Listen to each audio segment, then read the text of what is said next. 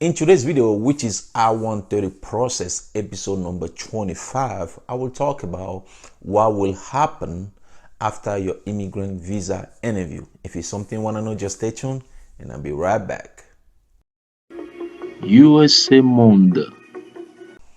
Good morning, my beautiful people. This is John from USA Monde, and welcome back and thanks for watching. If it's your first time on my channel, as always, welcome. Here my goal is to help newcomers, permanent resident, and also US citizens regarding the immigration questions. Sometimes we talk about different topics, and I give advice to newcomers to the United States of America as well, so they can stay out of trouble. Because if you come here, you don't know what you're doing, it's easy to get into trouble. But today's video, like I said in the introduction, it's about I-130 process episode number 25, which is going to be the last episode of I-130 process, and I'm going to talk about what will happen after your immigrant visa interview. Okay, so last week I talked about the day of your interview, what kind of document you're going to take to the interview, all those stuff. Now that you go to the interview, you did the interview, what will happen after? Okay, so two things eventually will happen, which is you're gonna get the immigrant visa, or you will not get your immigrant visa. In case you get your immigrant visa, which I wish for you guys, once you get your immigrant visa, the next thing you're gonna do is to pay your immigrant fee. The immigrant fee is a fee you will pay to USCIS, okay, so they can send you your green card once you come to the United States of America. Because if you don't pay the immigrant fee, you won't be able to get your green card once you come to the United States of America. You have to pay the fee here before USCIS can send you the green card. Okay, that's one thing. So it's very important to pay the immigrant fee before you leave your country to come to the United States of America. The second thing is once you get your immigrant visa, the U.S. consulate will send you your passport with the visa in it. Make sure you check that there is no mistake on the visa. Okay, I made a mistake when I got my visa. The U.S. consulate made a mistake on my middle name, but I was like, no, I'm not gonna go back and change it. Maybe they're gonna tell me I have to wait for maybe another week, another 2 weeks before I can get my visa. So I didn't do it, but that was not a good thing to do.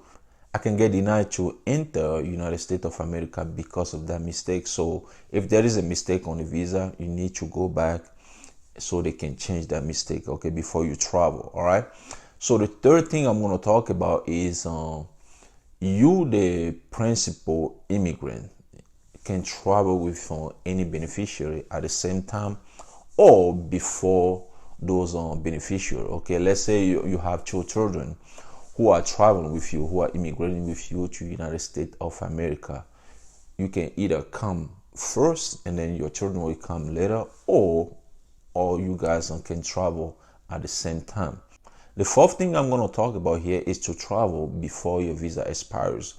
Most of the time when you get your immigrant visa, you have up to 6 months to travel. Okay, the visa is valid for 6 months. So if you don't travel before those 6 months, you won't be able to travel. You have to go back to the US consulate so they can either extend your visa or give you another visa which you can use to travel. Okay, the fifth thing, make sure your medical examination doesn't expire before you travel. If it expires, you have to do it again before you travel. Okay, the sixth thing I'm going to talk about here is even if you have your immigrant visa in your passport, it doesn't guarantee that you're going to enter the United States of America, because the CBP officers, the Custom and Border Protection officers, have a power to deny you entry to the United States of America. Like I just mentioned, when there was a mistake on my visa, I didn't correct the mistake. Those BBC officers can deny me entry to the United States of America. That's what I told in one of my videos, that don't sell your belongings until you come to the United States of America, until you enter the United States of America, okay? Because things can go wrong. I don't wish that for you guys. I want you guys who will get your immigrant visa to come to the United States of America without a problem. But there is a possibility that you can be denied entry to United States of America. And the seventh thing I'm going to talk about here is once you enter United States of America, you will become a permanent resident, okay?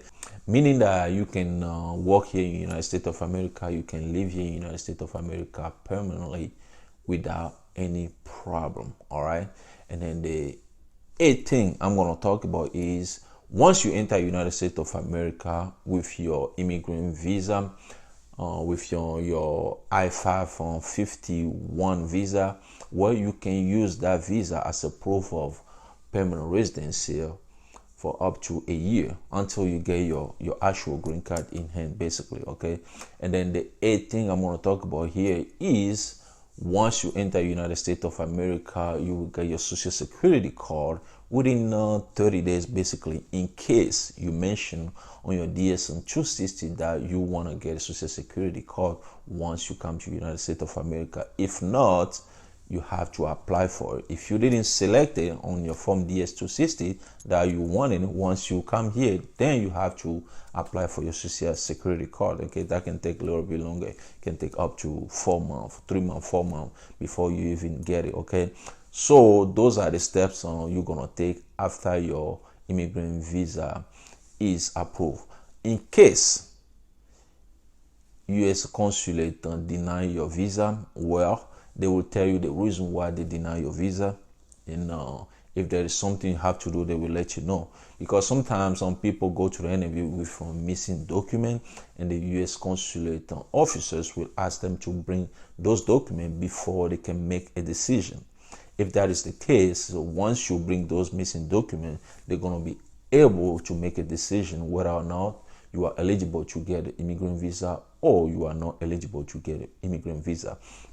In some case, your case will go to administrative processing, meaning that they're going to do more review on your case before they can make a decision.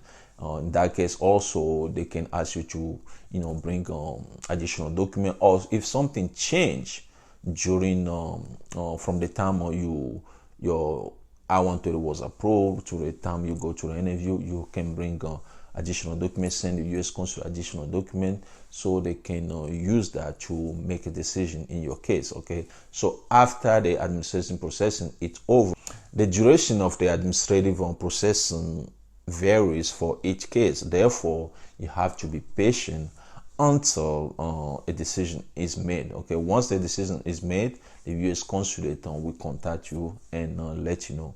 So basically, those are the things you have to do after your visa interview. So if you are somebody who is going to your visa interview maybe next week, well, I wish you good luck. Some of you guys who just get your immigrant visa, well, congratulations. That's it for today's video. I hope you guys love and learn something from it. If you know somebody who might benefit from this video, please share with that person. If you like the video, hit the like button. If you want to be notified every time I have a new video, hit the bell. If you are new here, you like what you're seeing, you've been watching my video, you never subscribe, please do me a favor, just hit the subscribe button or hit this USA Mon logo over here. Once again, my name is John. Thanks for watching, and I'll talk to you guys in the next video. USA Monde.